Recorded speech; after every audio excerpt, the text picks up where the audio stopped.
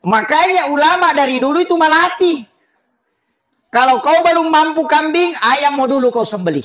Yang penting dia sudah berkurban, artinya menyembelih binatang untuk mendekatkan diri kepada Allah Subhanahu wa taala. Itu kuncinya.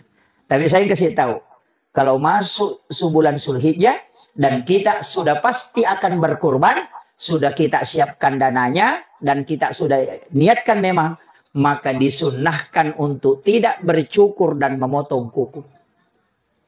Disunnahkan. Kalau sudah masuk bulan Zulhijjah. Makanya kalau mau memotong rambut sebelum masuk bulan Zulhijjah.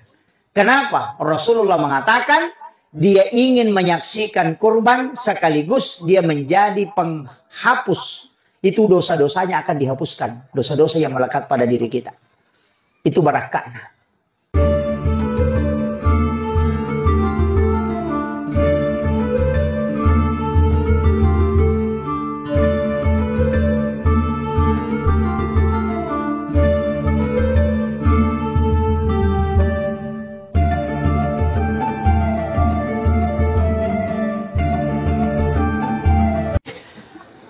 Bismillahirrahmanirrahim. Assalamualaikum warahmatullahi wabarakatuh. Jangan dikasih efek. Jangan kasih efek. Kasih nol efeknya. Kasih nol saja efeknya.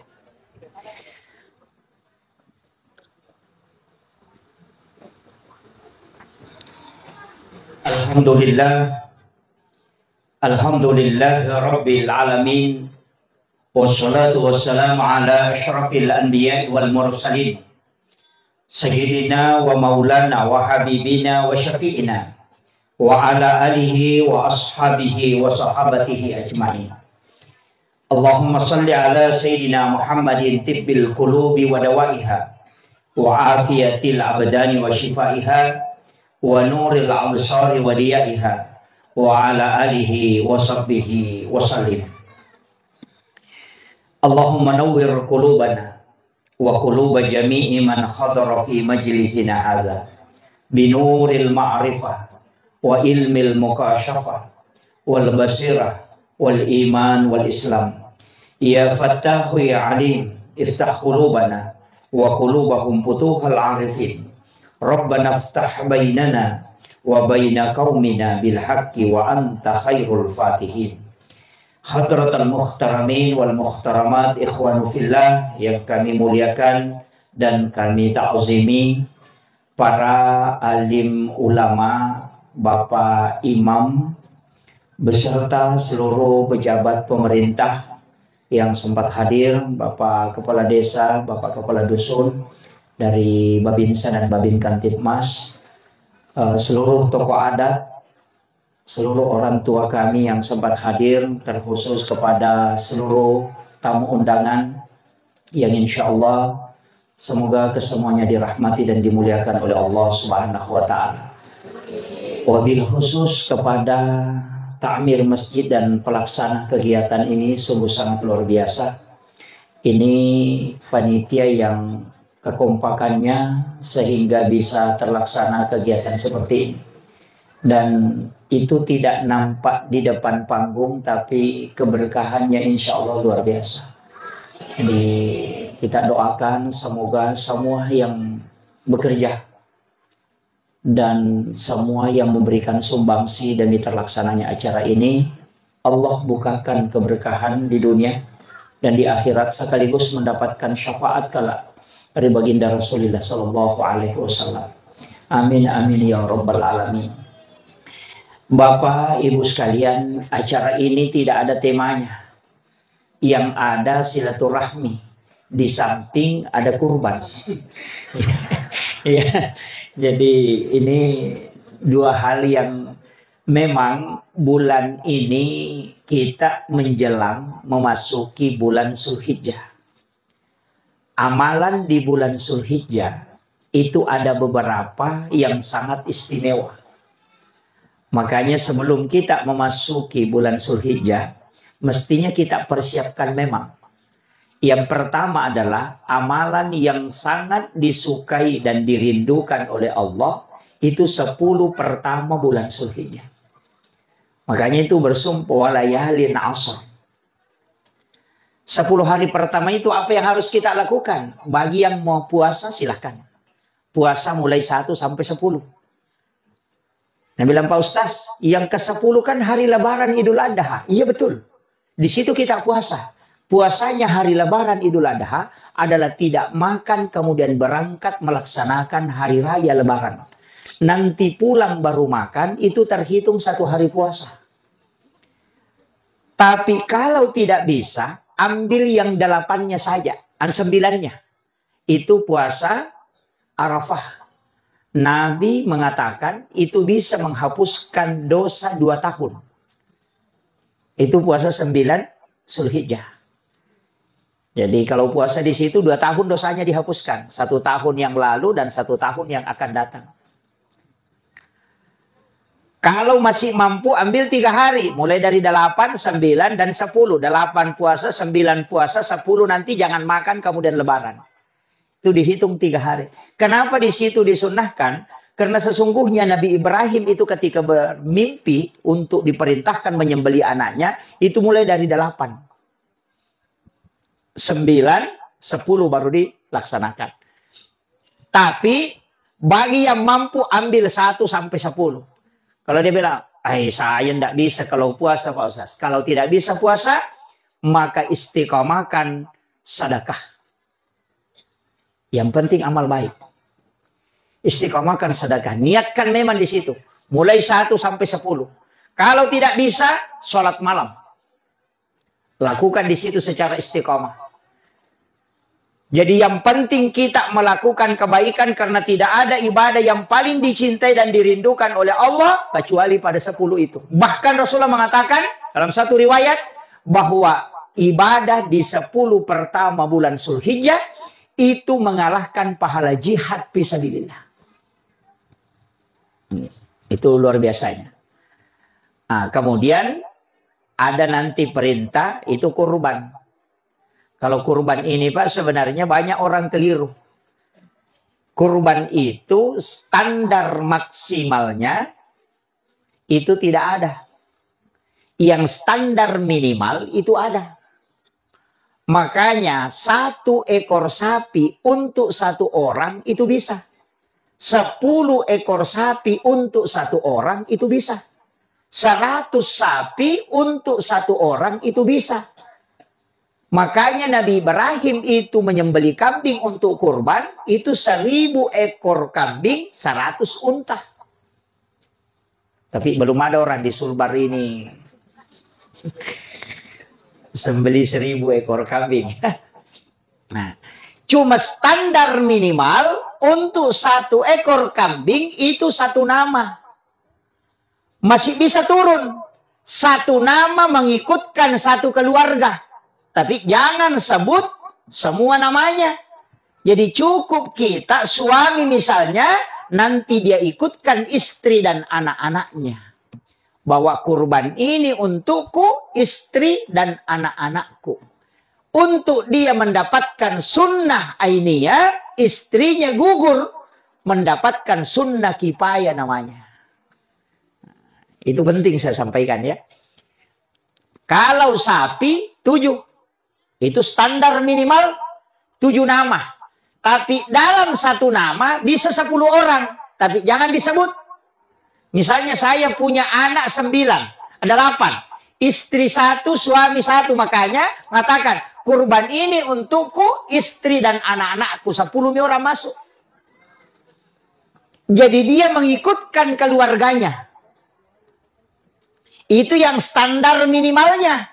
Kalau mampu masukkan istri dan suami, masuk 2-2, masukkan 2-2. Ambil 2 nama. Kalau mampu 1 ekor, 1 keluarga, silahkan 1 ekor. Kalau mampu 10, 10. Nah bilang tidak bisa sapi Pak Ustaz, tidak bisa tahu kambing. Ayam saja. Tapi setiap yang disembeli untuk mendekatkan diri kepada Allah, itu adalah taqarruban ilallah. Cuma secara syariat, fikih, itu tidak sah dalam keadaan kurban, tapi tetap dia masuk hukum kurban, bahwa dia mengorbankan sesuatu untuk mendekatkan diri kepada Allah. Tapi secara istilah syarak tidak sah kurbannya. Makanya ulama dulu mengatakan, kalau kau punya ayam, ayam mau kau sembelih. Yang penting ada yang kau sembelih untuk mendekatkan diri kepada Allah. Itu melatih masyarakat supaya bisa berkurban. Itu kuncinya. Karena nanti kalau ayamnya tidak bisa dia sembelih, kalau punya kambing juga tidak mau. Man lam yashkur kalilan, falam yashkur kasiran. Ni gini na sukuru ki CDE, malah dapat ko may gay. Ya ko makat di iko kasi asili masih ke iko sogi. itu ada kan gitu. Makanya ulama dari dulu itu melatih. Kalau kau belum mampu kambing, ayam mau dulu kau sembelih. Yang penting dia sudah berkurban, artinya menyembelih binatang untuk mendekatkan diri kepada Allah Subhanahu wa taala. Itu kuncinya. Tapi saya kasih tahu, kalau masuk bulan Zulhijjah dan kita sudah pasti akan berkurban, sudah kita siapkan dananya dan kita sudah niatkan memang, maka disunnahkan untuk tidak bercukur dan memotong kuku. Disunnahkan. Kalau sudah masuk bulan Zulhijjah. Makanya kalau mau memotong rambut sebelum masuk bulan Zulhijjah. Kenapa? Rasulullah mengatakan dia ingin menyaksikan kurban sekaligus dia menjadi penghapus. Itu dosa-dosanya akan dihapuskan. Dosa-dosa yang melekat pada diri kita. Itu barakahnya. Makanya walaupun nanti ada pendapat lain seperti Imam Besar Masjid Istiqlal Jakarta yang almarhum Bapak Profesor Dr. Ali Mustafa Yakub itu mengatakan yang tidak boleh dicukur dan dipotong kukunya adalah binatang yang mau dikurbankan, bukan orang yang mau berkurban. Tapi secara akal ada ke orang cukur sapi, potong kuku sapi. Dari sini ulama mengatakan beda rambut, beda bulu. Sedangkan dalam hadis itu menyebut rambut bukan bulu. Sehingga dia mengatakan orangnya yang mau berkurban itu disunnahkan untuk tidak bercukur dan tidak memotong kuku. Ini penting saya juga sampaikan karena banyak biasanya yang tidak memperhatikan itu. Tapi hukumnya sunnah. Kalau dilanggar berarti makruh. Ingat ya.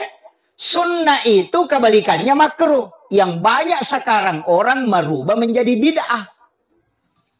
Coba. Makruh itu mulai hilang. Sekarang dirubah sunnah bid'ah. Kan ini yang banyak muncul. Nah, kalau sunnah tidak dikerjakan berarti makruh. Makanya masuk masjid mendahulukan kaki kiri, makruh. Karena sunnahnya kaki kanan. Keluar dari WC mendahulukan kaki kiri, makruh karena sunnahnya mendahulukan kaki kanan. Jadi kalau sunnah tidak dikerjakan, kedudukannya makruh. Nah banyak sekarang, kalau bukan sunnah, bid'ah. Kalau makruh Pak, itu tidak berdosa, cuma tidak dapat pahala. Kalau bid'ah, masuk neraka. Karena kullu muhdatsatun nabi wa kullu bid'atin dalalah wa kullu dalalati finnar. Inilah banyak orang memponis orang masuk neraka, sedikit-sedikit masuk neraka. Karena dia tidak pakai kalimat makruh, dia pakai bid'ah. Nah, ini. Tapi tidak ada jadi sulbardi. Tidak ada jadi sini. Itu yang banyak. Makanya saya wasiatkan, ya guru-guru kita luar biasa Pak. Barasanji dianggap bid'ah. Maulid dibid'ahkan, Isra Mi'raj dibid'ahkan, baca doa salamat dibid'ahkan, tahlilan dibid'ahkan, yasinan dibid'ahkan. Saya itu Pak simpel sekali, tidak punya neko-neko kalau dalam beragama. Saya itu takzim kepada ulama-ulama kita dan saya ikut guru ta Kiai Abdul Rahman Ambodale, guru ta Kiai Abdul Muin Yusuf. Saya ikut ke ulama situ. Kenapa? Karena jelas sanadnya. Kemudian yang kedua jelas, Guru Kiai Muhammad Tahir Iman Lapio, banyak ajaran-ajarannya sampai ke kita. Itu saya ikuti. Kenapa? Karena jelas. Dia maulid, dia Isra Mi'raj, baca barasanji, baca doa, jadi wali. Coba cari yang melarang maulid sama barasanji, ada gak jadi wali? Mana kita mau ikuti? Yang jelas jadi wali dan mengajarkan, atau yang melarang kemudian tidak jelas? Makanya saya kuncinya sederhana, Pak. Kalau orang mengatakan, kenapa ikut guru Kiai Abdul Rahman Amodale? Kenapa guru Kiai Haji Muhammad Tahir diikuti? Saya bilang itu jadi wali. Tidak mungkin dilaknat, dibenci oleh Allah amalannya. Dia lakukan barasanji, dia lakukan maulid, dia bisa jadi wali. Berarti Allah mencintai dan Rasulnya mencintai amalan itu. Seandainya dilaknat dan itu bid'ah, pasti tidak mungkin menjadi wali. Mau jadi wali? Selesai. Ini mau apa? Itu aja kuncinya, Pak. Makanya jelas. Saya itu kadang dikasih tahu kenapa ikut ini, kembali saja kepada Al-Quran dan hadis. Ya cocok kalau mengerti.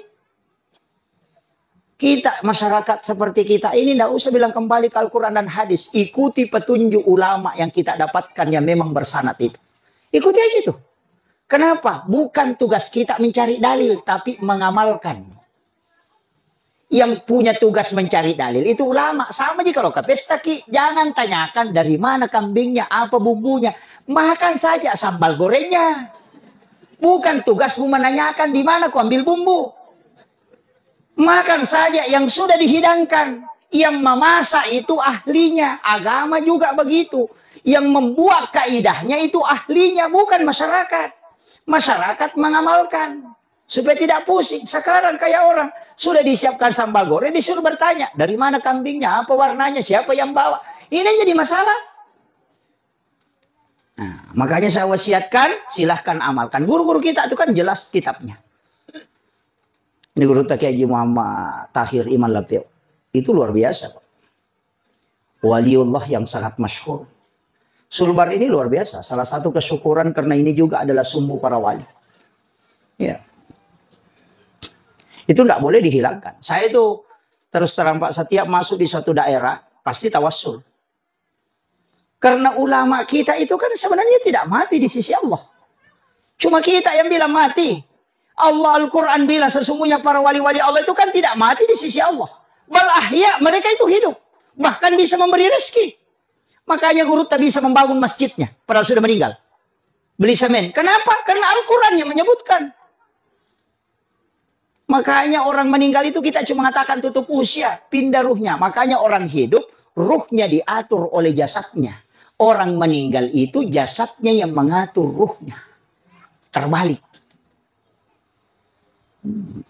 Kalau orang hidup, dia yang ngatur ruhnya. Makanya ruh nanti itu bertengkar sama jasadnya. Bilang, kau yang kasih masuk di tempat begini. Makanya ketika orang wafat, maka ruh itu yang mengatur jasad. Makanya ada orang bisa bersilaturahmi dengan para wali. Ada. Bahkan guru Profesor Dr. Nasaruddin Umar itu cara terbuka. Apa yang dia bilang? Bukan ulama kalau belum ada gurunya orang meninggal. Kalau belum bisa mengambil ilmunya para wali itu bukan orang ulama, itu masih ustaz. Itu makanya ketika Imam Syafi'i menulis beberapa kitab, dia menulis hanya nama mursyidi guruku, tapi dia tidak sebut namanya. Ketika ditanya oleh muridnya, kenapa kau tidak menyebut nama gurumu di sini? Menulis namanya dengan lengkap. Apa yang dia bilang? Saya menghindari fitnah. Karena orang itu meninggal ratusan tahun sebelum aku lahir. Tapi saya mengambil ilmunya. Kenapa? Karena dia bisa belajar melalui alam mimpi. Itu diajarkan oleh para ulama. Itu kalau mimpinya ulama, Pak, tidak sembarang. Makanya kalau mau aman, kalau mau tidur, sholat witir memang dulu baru tidur. Setiap mimpi yang hadir, kalau orang berwitir itu pasti isyarat. Jadi kalau mau tidak bermimpi, tidak diganggu jin, bilang ini bunga tidur atau apa, sholat witir saja. Karena orang yang witir pasti tidak diganggu jin. Nah bilang, wah susah itu Pak Ustaz, karena kita halangan, tidak bisa kita sholat witir, pasti diganggu jin. Ada kuncinya. Masukkan jari telunjuk di langit-langit, tulis namanya Umar bin Khattab dari pusar ke atas. Tidak akan diganggu jin. Tapi tulis bahasa Arab. Bukan tulis bahasa Indonesia. Jangan pakai spidol. Pakai jari telunjuk di langit-langit. Baca bismillah. Baru tulis Umar bin Al-Khattab. Tidak akan diganggu jin itu.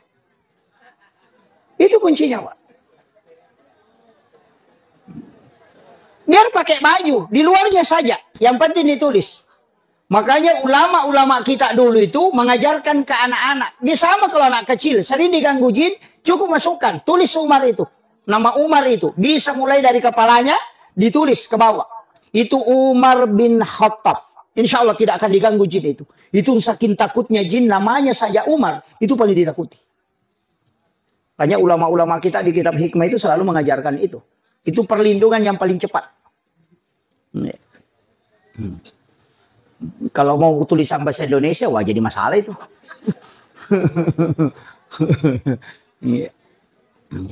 Iya, dipakai itu. Bahkan ada orang yang biasa ketika kerasukan, orang pakai itu.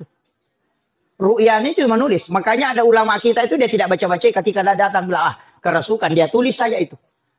Biasa dia celupkan tangannya di air, baru dia tulis, baru dia tinggalkan. Jin itu akan keluar. Itu simpel, Pak. Kemudian sedikit saya bahas ini karena ada juga hal penting ini, Pak. Kemarin saya sempat ditanya beberapa kali. Ada jamaah kita itu hampir menyamakan kurban dengan akikah. Sehingga dia mengatakan, bagaimana hukumnya ini? Belum di akikah mau berkurban. Saya bilang, itu kurban setiap tahun. Akikah itu satu kali seumur hidup.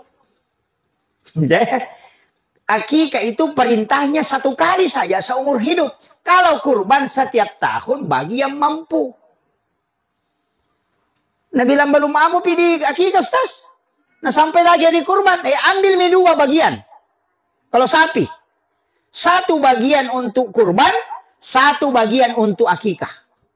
Kasih tahu Pak Imam, sembeli akikah itu anuku. Satu kurban. Jadi Pak Imam tiga nukan. Ini untuk kurbannya si anu, dan akikahnya si anu. Baru disembeli. Begitu. Nah bilang, satu Ustaz, saya cuma punya misalnya uang 2.500.000. Itu mau dipakai berkurban. Kurban dulu, jangan dulu akikah. Nanti selesai kurban, ada cara di rumah tak, kasih manika nak tak, sembeli sapinya, niatkan untuk sembeli kurban. Akikah. Bapaknya baru dipakai makan untuk pernikahan, tidak masalah. Iya. Tagere akikah nina petan rema Pak Boti. Itu aja kuncinya. Di kadang orang tidak mengatakan, wah ini belum diakikah. Akikah itu satu kali saja seumur hidup. Biar ganti nama 100 kali tidak diakikah nih. Cuma Imam Syafi'i mengatakan, akikah untuk sapi menggunakan sapi itu boleh. Bahkan mengambil satu bagian di penyembelihan itu boleh. Misalnya kita tidak mampu beli kambing. Uang tak cukup, cuma cukup untuk satu bagian dari sapi yang 7 itu. Makanya datang ke tempat penyembelihan, kasih tahu, sembeli akikah saya ambil satu bagian. Itu boleh. Isyarat itu di kitab Al-Um. Itu kuncinya. Kemudian ada juga lain-lain. Nah bilang ini tahun suamiku berkurban. Tahun depan saya. Tidak ada di sini, Dik. Ada. Wah.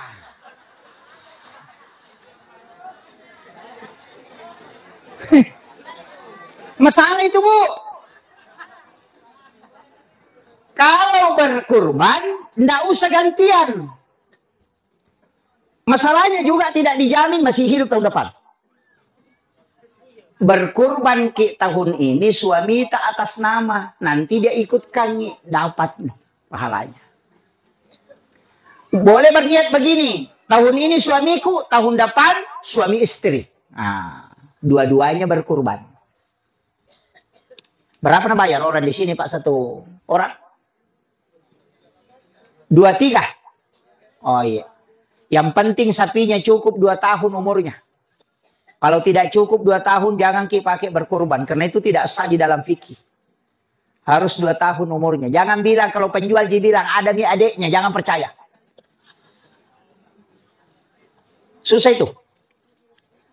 Makanya lebih baik pilih yang agak besar daripada tidak yakin betul. Karena kita tidak punya kartu nama kalau di sapi tidak ada tanggal lahir.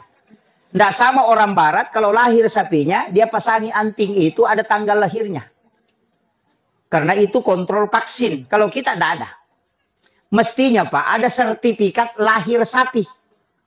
Iya mestinya. Tanggal lahirnya ada karena dipakai berkurban. Tanggal lahirnya ada tinggal ditulis. Nggak usah ditempel, cukup di rumah. Bahwa si ini lahir tanggal sekian. Nanti kalau orang mau beli bisa tahu, oh ini sudah 2 tahun. Iya. Itu banyak kan tidak sampai 2 tahun itu. Nah, ini bahaya nih. Karena aku makan yang kena wah bahaya tuh. Karena sekarang bisa menggunakan bibit. Tidak sama dulu. Nah, ini penting saya sampaikan kepada jemaah ini, hati-hati. Kemudian, sapi yang digunakan berkurban tidak boleh sakit, tidak boleh kurus. Kurus itu, bagaimana bilang kurus Pak Ustaz? Kalau kurus Pak gampang. Kalau 5 orang lihai, nah 4 orang bilang kurus, 1 orang bilang tidak kurus itu. Jangan banyak neko-neko. Iya, nah baru sudah ditahu. Yang kita kena madoko memang ya. Nah, iya. Jadi jangan bilang Anda kurus tinggi gini. Nah, ini kan biasa begitu. Kemudian cacat, tidak boleh pincang. Cuma ada yang membolehkan kalau tanduk patah itu boleh. Karena dia tidak masuk di daging. Tapi ada yang mengatakan tidak, semua yang cacat. Bahkan yang dilubahi hidungnya itu ada yang tidak membolehkan. Tapi sapi yang sudah dikebiri. Tahu dikebiri? Ilasa. Itu boleh. Boleh. Bahkan ada hadis mengatakan sapi yang sudah dilepas, dikebiri itu lebih empuk dagingnya. Boleh itu. Itu boleh lasa. Boleh. Sapi. Tidak cacat itu kalau dalam hukum. Fikih. Bolehkan itu. Makanya di fikihnya sapi itu boleh. Yang jadi masalah itu kalau pincang. Atau sakit. Atau buta. Itu tidak boleh. Kurus juga tidak boleh. Tapi kalau sudah dikebiri, jantan, betina, kedua-duanya sah dipakai berkurban. Juga sah dipakai akikah. Cuma kalau hamil tidak boleh. Tapi kalau tidak ditahu bilang hamil, kemudian disembeli, kemudian nanti dibuka, kemudian ada janin di dalam perutnya, maka halal dimakan janin itu karena dia ikut penyembelihan di induknya. Tapi kalau ditahu dia hamil, maka dia haram dimakan. Tapi kalau tidak ditahu, nanti sudah disembeli, baru dibuka, baru dilihat ada janin, maka ambil janin itu karena dia halal. Makan karena penyembelihannya ikut sama induknya. Itu kuncinya dalam fikih. Tapi ingat, bagi yang tidak mengetahui, kalau sudah mengetahui memang itu haram. Itu hati-hati di situ, Pak. Tapi ada penting sekali nih, yang paling jarang orang lakukan. Kalau akikah, kurban, itu ndak boleh kulitnya dijual. Haram hukumnya menjual kulit. Yang kedua, penyembeli tidak boleh dapat upah sembelihan daging dari kurban itu. Tunggu dulu, belum selesai. Baru koma. Tidak boleh menjual kulitnya bagi yang masuk berkurban. Makanya ketika ada kulit hewan kurban, bagi pelaksana kurban menyerahkan ke seseorang, kemudian orang itu menjual untuk dirinya, maka itu boleh. Tapi kalau yang berkurban menjual kemudian diambil, maka itu diharamkan. Paham nih? Ini jadi masalah kalau tidak paham betul ini. Makanya bilang, ini baru koma. Yang kedua, tidak boleh mendapat upah dari sembelihan dari sapi itu. Biasakan ke maka tawana pu imang ulunah. Kan biasa begitu kepalanya. Pak Imam, jangan. Itu diharamkan ulama. Karena tidak ada bagian di situ. Dan dalam kurban itu tidak ada upah sembelihan. Makanya jangan kasih upah tapi berikan sedekah.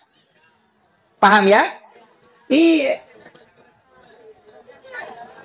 Jangan kasih upah. Aja tak ada alengi tawa Pak Gerena. Tidak. Itu kasih sedekah. Daging terbaik bisa diberikan kepada yang menyembelih. Tapi kedudukannya sebagai sedekah. Bukan upah sembelihan. Bedakan ya? Iya.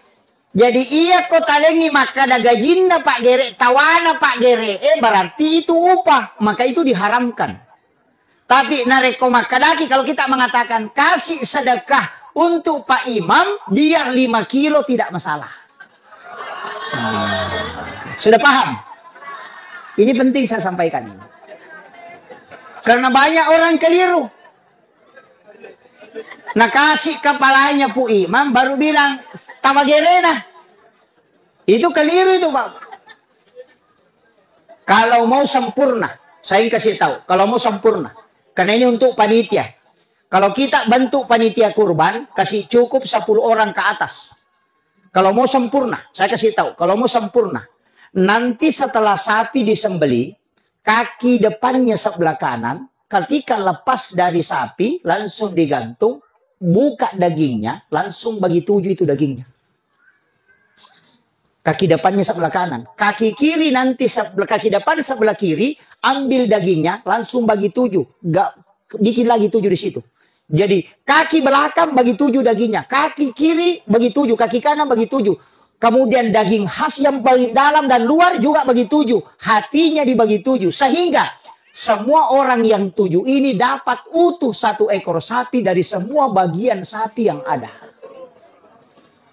Ini penting saya sampaikan. Ini yang banyak orang tidak perhatikan Pak kalau dalam kurban.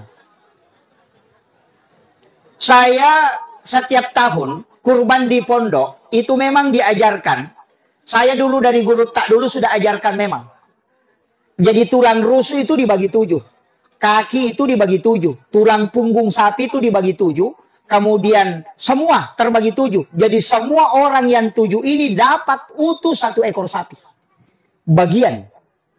Dapat daging kaki depan sebelah kiri, dapat daging kaki depan sebelah kanan, belakang, kemudian hatinya, bawah, semua dibagi 7 itu. Sehingga utuh. Gampang sekali Pak. Saya punya teknik begitu dari dulu itu. Makanya dagingnya dulu dibagi 7. Bagi 7 semua. Kan dia bisa diiris. Oh sama beratnya ini. Kalau sudah bagi 7, tulangnya juga dipisahkan. Bagi 7 kelompok. Baru bikinkan kertas. Tulis nomor 1 sampai 7. Tempel di daging 1, kasih masuk di gelas 1. Baru digocap pada pengerisannya. Kalau turun angka 1, nah bilang angka 1 tunjukkan. Bilang itu daging tak, itu tulang tak. Ambil. Supaya bukan dia yang tunjuk.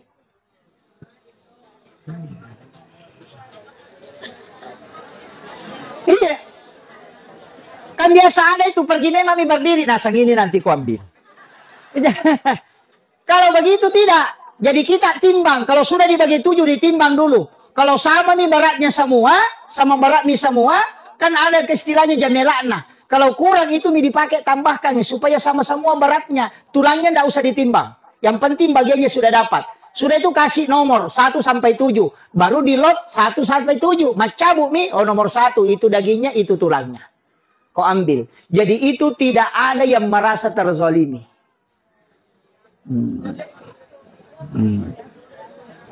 Tidak susah Pak. Justru itu lebih mudah. Karena daging sapi tidak baku campur-campur. Saya kalau kurban itu biasa sampai 10 sapi. 10 sapi di pondok itu menghandle itu saya potong-potong memang. Jadi ini penting saya sampaikan. Dari dulu itu memang guru tak sudah ajarkan. Apa pesannya? Ini yang saya takuti. Jangan sampai nak kurbannya orang utuh tapi dia dapat bagian tidak utuh. Walaupun pahalanya sudah sampai tapi tetap haknya kau harus kasih. Oh sudah. Ini makanya panitia hati-hati Pak. Tanggung jawabnya itu berat. Ya. Kemudian saya sampaikan. Kalau yang sering menyembelih sapi kayak masjid kita belikan parang Pak Imam. Ya sudah ada ya. Ya alhamdulillah. Parang sekarang murah. Yang paling tajam saya dapat kalau lihat anunya itu Pak, Turki biasa itu yang tajam. Pisau Turki. Jadi ada beberapa itu. Kalau Jerman itu Epdik. Jadi ada Brasil juga kayak Tramontina itu kan Brasil. Kalau Boller K1110, 652 itu Jerman. Epdik juga Jerman. Tapi kalau Epdik itu biasa dipakai 3 tahun tidak diasah. Sebenarnya menyembelih sapi itu kan dikasih menghadap ke Ka'bah, Baitullah. Kemudian dia bersandar di badan kirinya, berarti kanannya di atas. Kemudian usahakan jangan potong urat yang dari tulang iga tembus ke tulang kepalanya. Kan ada itu saraf, itu jangan putus itu. Yang diputus itu jalur makanannya dengan dua kiri kanan yang di sini. Jangan terputus. Makanya kalau menyembeli usahakan kasih rapat baru ditarik. Usahakan jangan lewat ke atas. Karena kalau dia kena saraf yang di atas yang dari tulang iga itu tembus ke kepala, maka itu biasa banyak dampaknya. Makanya dilarang memang dalam fikih itu. Dilarang. Makanya penyembelian itu tidak sembarang juga. Sama aja sebenarnya kalau napas. Ditunggu itu saja napasnya. Kalau sapi itu kan masuk, berhenti sejenak baru keluar. Keluar berhenti sejenak baru masuk. Ada jadanya itu. Kalau kambing tidak. Masuk, keluar, masuk. Kalau sama ayam. Kalau sapi tidak. Masuk, tertahan, keluar. Masuk, tertahan, keluar. Begitu. Makanya yang paling bagus ketika napasnya tertahan baru kita sembelih. Kalau kambing nanti keluar. Kalau masuk pas keluar langsung sembelih. Jangan biarkan lewat lagi masuk supaya tidak bau. Itu kuncinya. Saya kasih tahu resepnya kalau kambing tidak mau bau. Tapi satu kuncinya kalau pisau jangan dipakai pisau sembelih, jangan dipakai mengiris daging. Khusus memang dipakai sembelih. Kalau sudah dipakai menyembelih sudah simpang. Jangan pakai mengiris daging. Itu juga kuncinya supaya tidak bau. Makanya imam-imam dulu itu kalau sudah pakai pisaunya lah sudah sembunyikan. Tidak mau dianukan karena memang dipakai itu. Tapi sekarang kan banyak. Dan itu murah-murah sekarang Pak. Kalau pisau Turki itu sekarang sudah 400-an sudah ada. Yang agak mahal itu bolar masih mahal, masih 1,5 jutaan, 2 jutaan. Sampai masih ada 3 jutaan. Kalau yang bolar K1110 itu yang Jerman. Jadi itu bolar. Sebenarnya begini Pak, parang itu kan dipabrik jadi, baru dibikinkan gagang. Kalau pisau sembeli itu dengan gagangnya memang jadi. Tapi memang dipabrik, jadi itu serokarbon. Kalau kita kebanyakan ambil per baru disapu. Bikin parang, itu bukan parang, itu per. Cuma diakali sehingga jadi parang. Begitu. Makanya beli memang yang parang dari pabrik untuk memang dipakai. Kalau sembeli itu pakai orang Arab sembeli unta. Nah itu kuncinya. Kemudian saya kira kalau masalah kurban sudah sampai ke situ sudah ini kan tidak ada masalah toh. Pembagiannya itu kan bagi 3. Satu bagian untuk sedekah, satu bagian untuk yang berkurban, dan satu bagian untuk hadiah. Kalau orang miskin boleh dia makan, boleh dia jual. Kalau orang kaya hanya dia makan, tidak boleh dia jual. Kalau kita boleh kita makan, kecuali kurban nasar tidak boleh, mesti disedekahkan semua. Kayak sekurban nasar, tinjak. Misalnya bilang begini, kalau lulus kianakku berkurban kak, itu nasar. Tidak boleh dimakan dagingnya yang bernasar. Itu harus dia sedekahkan semua. Misalnya begini. Kalau laku tanahku 100 juta. Berkurban kak. Maka itu nasar. Tapi kalau bilang. Kalau nabali orang rumahku berkurban kak. Nasar itu atau bukan? Hah? Tinjak? Maksud tinjak? Tidak. Kalau nanti padiku naik gini berkurban kak, itu bukan nasar, itu niat. Kalau nak beli orang mobilku mau kak berkurban, itu niat, bukan nasar. Kalau tanahku nak beli orang berkurban kak, itu bukan nasar, itu niat.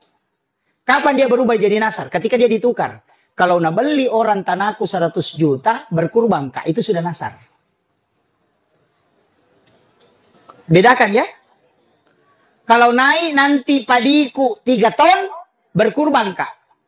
Sekalinya naik 2 ton 900 kilo, 90 kurangi 10 kilo tidak berkurban. Sebab kurangi 10 kilo lah seke. Iya. Makanya nasar itu menukar rezeki dengan ibadah. Makanya dilarang Nabi terlalu banyak bernasar. Karena tempatnya beribadah orang kikir kata Nabi. Iya betul. Ya aku lulus anakku mau puasa kak. Kalau ngeso, dia lulus dia puasa. Gitu. Nasar, makanya ketika ditukar. Kalau laku mobilku, mau kak berkurban. Itu niat. Tapi kalau beli orang mobilku 100 juta, berkurban kak, berarti itu nasar. Karena mentarget rezeki untuk ibadah. Bedakan ya? ini penting. Karena kadang orang tidak tahu. Bilang, mana nasar ini, mana niat. Ini penting. Kemudian, saya wasiatkan dalam 24 jam. Ini dalam 24 jam ya. Sedikit lagi boleh ada. Daging kurban itu boleh bermalam. Bahkan boleh sampai 1 tahun. Selama di tempat itu banyak orang berkurban. Tapi kalau di tempat itu tidak banyak orang berkurban dan banyak yang butuh daging, maka tidak boleh bermalam. Makanya Nabi dulu mengharamkan daging kurban bermalam. Tapi setelah banyak sahabat yang berkurban, Nabi sudah membolehkan. Maka berlaku hukum ini selamanya. Ketika di kampung itu 300 orang, 1 sapi disembeli, maka tidak boleh bermalam dagingnya. Ingat, untuk bagian kita sepertiga, tidak lebih. Kurban biasa ya. Kalau nasar tadi harus dibagikan. Kurban untuk orang meninggal. Wadi gaya karobat atau mati. Dena wadi. Haram ya karobat atau mati. Ya kau makarobaki untuk tau mati. Tak boleh.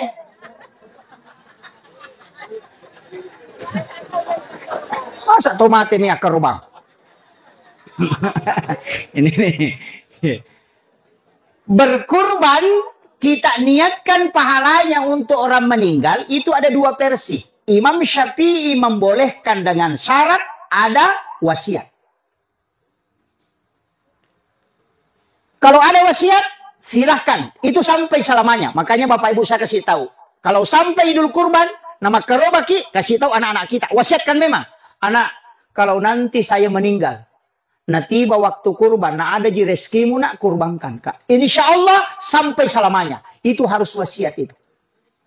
Bikin memang maki kasih tahu memang nih. Biar kecil. Yang penting sudah diwasiatkan. Jangan ki bilang setiap tahun kurban memang kok. Jangan bilang saja ketika ada nak rezekimu kurbankan kak. Cukup selesai. Kalau tidak ada tidak usah. Makanya ketika dia berkurban untuk kita, maka itu sampai selamanya. Ini pendapat Imam Syafi'i. Imam Romli mengatakan tidak ada wasiat itu tidak masalah. Berkurban untuk orang yang meninggal itu akan sampai. Karena sedekah pahalanya sama dengan mengirimkan sedekah uang itu sama dengan sedekah kurban. Alasannya apa? Semua ibadah yang bisa diwakilkan maka sampai kepada orang meninggal. Kecuali yang tidak bisa diwakilkan. Haji bisa diwakilkan, makanya ada namanya badal haji. Puasa bisa diwakilkan, makanya ada namanya qada puasa. Iya. Kurban bisa diwakilkan. Anak kita bisa beli sapi. Baru dia kurban tapi minta izin ke kita. Makanya harus ada wasiat kalau Syafi'i. Nah begitu. Jadi semua bisa diwakilkan. Sholat tidak bisa. Seandainya bisa Pak. Bisa juga itu. Kasih tahu saja. Tidak sholat bapak aja. Nanti saya gantikan. Wih enak sekali kalau begitu Pak. Kasih tahu saja suami pergi mau di kebun. Nanti saya sholat duhur ku kasih ku 1. Itu makanya tidak bisa diwakilkan itu. Walaupun nanti ada pendapat ulama mengatakan boleh. Tapi itu tidak masyhur. Makanya saya wasiatkan ini. Makanya ketika ada 2 versi lagi nih. Kalau namanya almarhum dikasih masuk, bagikan semua dagingnya. Sedekah. Tidak boleh diambil. Tapi kalau namanya orang hidup yang dikasih masuk, diniatkan pahalanya untuk orang yang meninggal, boleh diambil sepertiga. Sudah mengerti maksud saya? Namanya anak tetap kasih masuk, tapi kasih tahu untuk kurbanmu kau nak niatkan untuk nenekmu. Kenapa alasannya? Kalau tidak sampai pahalanya kembali ke cucunya. Dapat lagi pahala cucunya karena dia berkurban untuk neneknya. Itu bolak-balik supaya tidak lepas.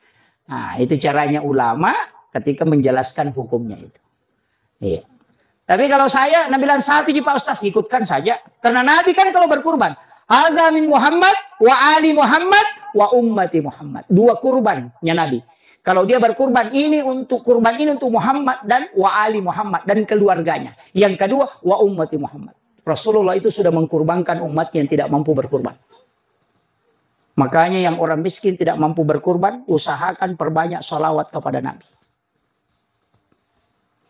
Dia sudah kurbankan kita. Azizun alaihi ma'anitum harisun alaikum bil mu'minina raufur rahim. Sungguh berat terasa Rasulullah tidak ingin melihat kita dalam keadaan susah. Dia sudah berkurban untuk kita. Itu luar biasanya, Pak. Tapi saya kasih tahu begini. Ada pesannya Rasulullah. Siapa yang sampai di Idul Kurban dan punya kemampuan berkurban dan tidak berkurban, falam yaqrabanna musallana, kata Nabi. Kasih tahu dia supaya jangan dekat dari masjid. Pesannya Rasulullah. Kalau ada orang, Pak, masuk Idul Kurban, nah mampu berkurban dan tidak berkurban, Rasulullah bilang, kasih tahu itu orang supaya tidak usah dekat dari masjid. Mana dimasuk mampu berkurban? Kalau merokok, ina merokok 2 bungkus 1 hari.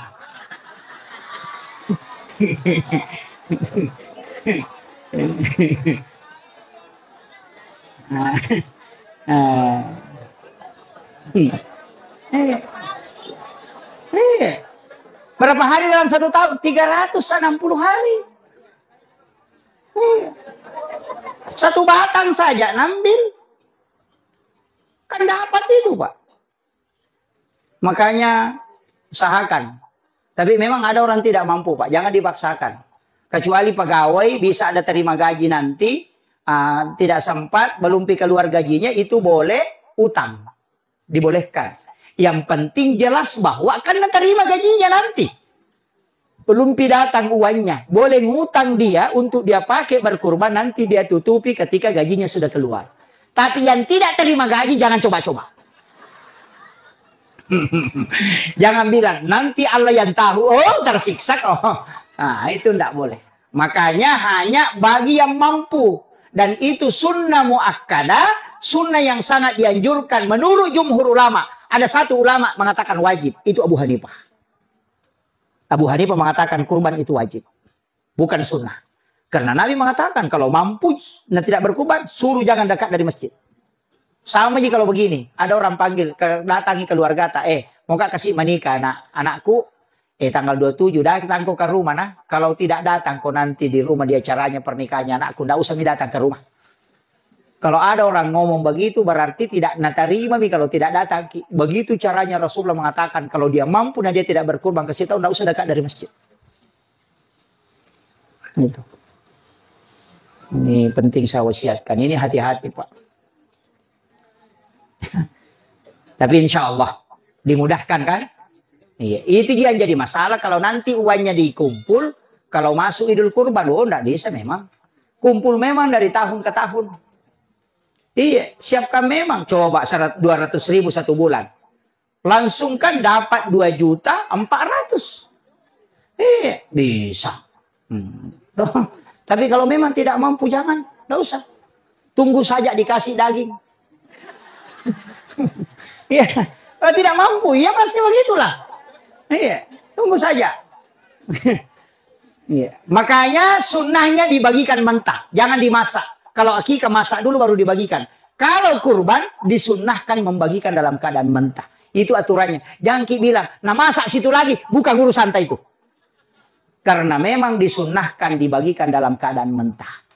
Kenapa akikah disunnahkan dibagikan dimasak? Supaya anakmu berhasil kalau ada nak urus. Itu kuncinya. Kenapa dibagikan dalam keadaan mentah kalau kurban? Tidak dimasak. Karena selama daging itu masih ada diapakan, dia akan selalu didoakan para malaikat. Itu makanya kuncinya bagikan mentah. Berapa dikasih? Tergantung. Ada orang dikasih daging sedikit, non muslim boleh dikasih. Itu kedudukannya sebagai hadiah, bukan sedekah. Hadiah. Orang kaya bisa dikasih, tapi hadiah. Tidak boleh lebih seperti itu. Tapi dia hanya makan, bukan untuk dijual. Karena ada dikasih daging, babi pasar. Kalau orang miskin boleh. Dia jual untuk dirinya itu halal.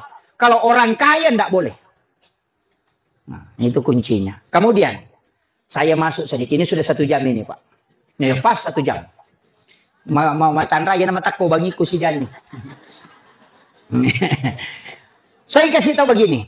Dalam 24 jam, kita harus cerdas beribadah. Kita harus cerdas betul. Memanfaatkan momen yang ditetapkan oleh Allah dengan momen istimewa untuk menghadap ke Dia. Dan manfaatkan momen itu sesuai ibadah yang paling pas dan paling istimewa yang kita hadapkan. Apa itu? Saya kasih 24 jam. Ada waktu sebelum matahari tenggelam, itu waktu istimewa berdoa. Bukan waktu berkeliaran. Makanya kalau menjual namera mi matahari mau tenggelam, tutup mi jualan tak. Istirahat sejenak. Istirahatkan diri. Anak-anak kita disuruh naik ke rumah, jangan berkeliaran. Karena di situ jin keluar untuk menyembah matahari. Kita dianjurkan membaca 4 surah.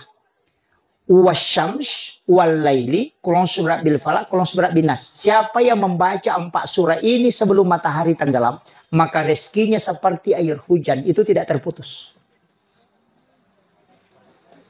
4 surah ya. Sudah hafal? Jangan enggak usah kalau enggak hafal. Yang penting ditahu. Wasyams surah ke-91, wal-lail surah ke-92. Kul a'udzu birabbil falak dan kul a'udzu birabbin nas. 4 surah ini dibaca ketika matahari mau tenggelam, itu maka insya Allah itu dijamin rezekinya tidak akan terputus. Itu seperti air hujan. Makanya ulama kita itu menganjurkan betul membaca 4 surah ini. 4 surah ya. Kalau ada anak masih sekolah, suruh baca 2 surah itu, wasyams dengan wal-lail. Kalau dia tidak tambah kulon subhanallah tidak masalah. Tapi 2 ini surah dia baca. Kenapa? Supaya diberikan kecerdasan dari berbagai macam kecerdasan. Dimudahkan otaknya itu. Kemudian, azan maghrib, selesai sholat maghrib, jangan mengaji. Selesai sholat maghrib, jangan mengaji. Mau baca Waqiah, enggak usah. Baca Al-Mulk, enggak usah. Apa yang dilakukan? Laksanakan sholat 6 rakaat. Kalau Bapak baca Al-Quran 10 juz antara maghrib dengan isya, itu tidak bisa mengalahkan sholat 6 rakaat antara maghrib dengan isya. Makanya saya bilang cerdas beribadah. Saya larang bukan berarti haram, tapi saya mengatakan cari ibadah yang paling pas dan paling utama di waktu-waktu yang telah ditetapkan oleh Allah. Makanya sesudah sholat maghrib, sholat sunat maghrib kerjakan 6 rakaat sholat sunat. Namanya sholat sunat awabin. Ada yang mengatakan sholat sunat taubat. Sama ji. Kenapa awabin? Karena orang kembali. Kenapa taubat? Karena diampuni dosa selama 80 tahun lamanya. Siapa yang sholat 6 rakaat antara maghrib dengan isya, itu setara kalau dia sholat 12 tahun lamanya. Bapak mengaji 10 juz, itu tidak mengalahkan sholat sunnah yang 6 rakaat. Bahkan menghatamkan Al-Quran antara maghrib dengan isya, itu tidak bisa mengalahkan pahala sholat sunat awabin. Makanya kalau mau mengaji, nanti selesai isya. Atau sebelum maghrib. Karena kalau mengaji di situ dapat pahala Pak, mengaji dapat pahala, tapi rugi berdasarkan nilai pahalanya. Kan begitu. Sudah diberikan sama kalau misalnya datang ke sini dapat diskon 80%. Nah bilang tunggu dulu selesai diskonnya. Itu orang rugi. Makanya maghrib dengan isya bukan waktu mengaji, tapi di situ waktu sholat. Nanti selesai bilang, ada apa saya malangku Pak Ustaz? Baca Waqiah, gampang. Sholat sunnah awabin, baru ambil surahnya Waqiah. Oh.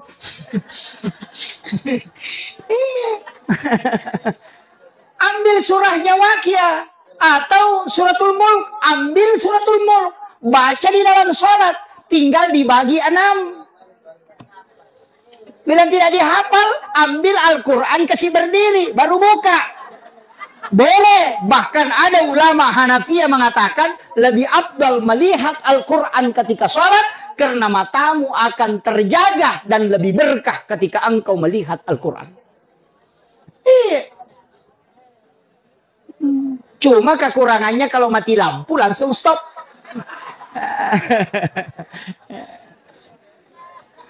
Iya. Makanya sekarang kan ada Al-Quran itu kan, Al-Quran Imam. Iya. Bisa dikoyak, bisa. Kan begini, baca nanti dibuka, begini, bisa. Oh ini sudah selesai ini. Satu. Ya. Tertulis, enggak, saya tertulis. Jadi itu kuncinya. Nggak usah kan. Nanti selesai Isya, kalau mau mengaji, di situ pas. Apa yang dibaca? Jangan tinggalkan suratul Mulk kalau ingin terjaga jasadnya di dunia sampai di alam kubur tidak akan hancur. Kalau tidak bisa, tapi baca dalam keadaan ada wudhu. Kalau tidak bisa baca Mulk, maka basmalah 100 kali rutinkan. Baru penutupnya tutup suratul Fatihah, baru minta berkahnya. Tidak ada binatang di alam kubur yang mau memakan jasad orang yang melanggengkan basmalah.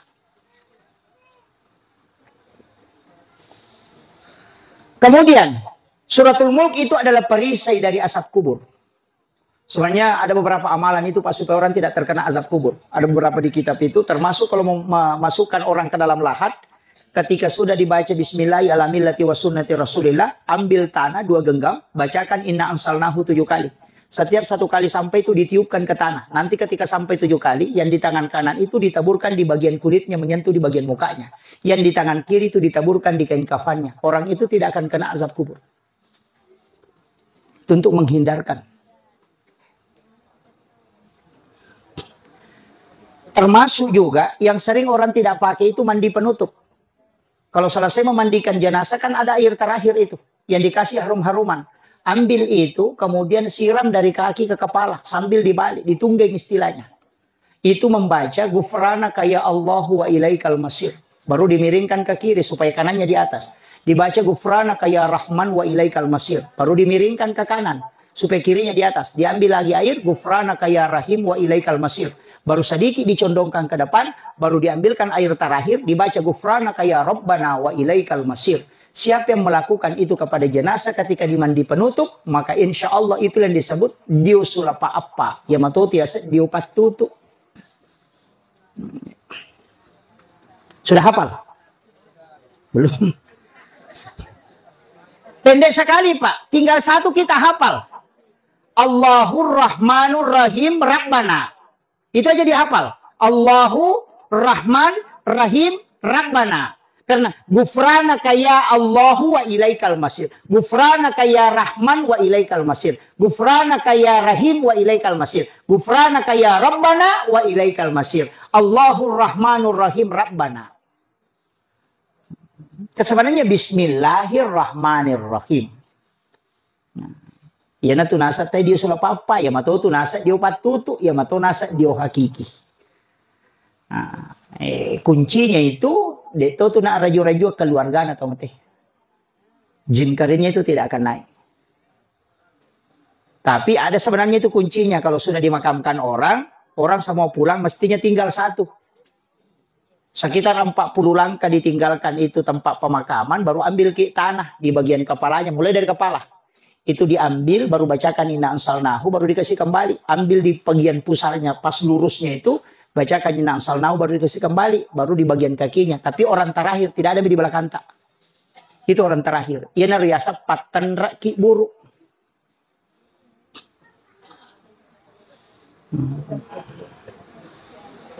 Biasanya dipakai Pak. Tidak. Iya. Itu doanya itu.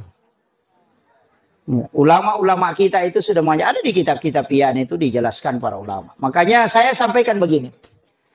Amalan-amalan seperti ini Pak, itu langgeng diamalkan para ulama kita dari dulu. Karena memang jelas, sanad-sanad ulama kita itu jelas. Cuma yang sekarang ini banyak menyalahkan karena mereka tidak temukan. Karena yang dia baca kitab hadis daif. Itu yang dia baca. Silsilah hadis daif. Kumpulan hadis daif. Ulama kita sudah hatam Sahih Bukhari Muslim. Al-Kutubus Sittah dia sudah hatamkan. Kitab-kitab fikih dia hatamkan. Masuk ke kitab-kitab hikmah. Yana tu nak ada guru tak 10 di lamari kita nak baca sehingga dia tidak mudah menyalahkan. Yang banyak menyalahkan itu yang baru baca hadis melalui laptop. Tapi tidak ada jadi surbar. Tidak ada. Penutup. Tadi ini sudah Isya. Tengah malam sepertiga malam, itu bagus sekali. Tapi saya anjurkan, kalau bangun di sepertiga malam, mandi dulu. Tidak wajib. Tidak. Mandi untuk mengikuti sunnah Nabi. Siram kepala supaya tidak kena penyakit kepala. Kalau ada orang sering kena penyakit kepala, suruh siram kepalanya kalau mandi tengah malam. Insya Allah akan hilang itu. Dan itu obat untuk memperkuat tulang. Dan siapa yang rutin mandi tengah malam, maka pasti awet muda. Itu kuncinya. Nah. Itu sunnah Nabi. Jam 2 malam mandi itu paling bagus, Pak. Iya. Sudah mandi, baru kita sholat tahajud. Itu paling bagus. Itu sunnah Nabi itu. Makanya orang Cina itu terlambat tidur. Tapi nanti jam 1 baru berendam. Sampai sekitar jam 2. Dia tidak mandi, berendam memang. Setelah itu baru tidur, nyenyak tidurnya. Kalau mau kerja tidak mandi. Kita mandi. Kenapa? Alasannya apa? Kalau mau kerja kan mau keringat. Tidak usah mandi. Nanti mau istirahat baru mandi. Coba. Itu kan terbalik kan? Nah, kemudian ada waktu nanti wabil azhari sebelum masuk subuh. Ada namanya sahara. Jadi itu maksudnya makan sahur. Makan di waktu sahara 15 menit sebelum subuh. Kita disuruh beristighfar. Paling pas di situ sholat sunat taubat. Kalau tidak, baca sayyidul istighfar. Karena Allah langsung yang minta. Kalau mau taubat di situ pas sekali. Ya, karena Allah bilang wabil azhari hum yastaghfirun. Dan di waktu sahara hendaknya kalian beristighfar. Itu yang paling pas. Kalau mau bertaubat sebelum subuh, makanya disebut makan sahur karena makan di waktu sahara. Nah, kalau kita makan sahur jam 2, itu bukan makan sahur, makan tengah malam itu. Nah, kemudian setelah sholat subuh tidak ada sholat, yang ada di situ zikir. Bisa mengaji, bisa berzikir. Nanti masuk waktu syuruk, kerjakan 2 rakaat sholat sunnah di waktu syuruk itu. Bukan duha itu, bukan. Memang sholat sunnah syuruk. Aturannya syuruk tidak boleh pulang ke rumah, mesti di masjid. Kalau dia dibawa pulang ke rumah, dia bukan sholat sunnah syuruk, tapi dia duha di awal waktu. Makanya doanya pengumpuna pada tidak sama. Kalau sholat sunnah syuruk terikat dengan masjid, tidak boleh keluar. Boleh keluar hanya berwudu, kemudian kembali lagi. Kalau duha boleh dibawa ke rumah. Kalau syuruk bacaan surahnya, alam nasrah rakaat pertama, wa duha rakaat kedua. Kan begitu.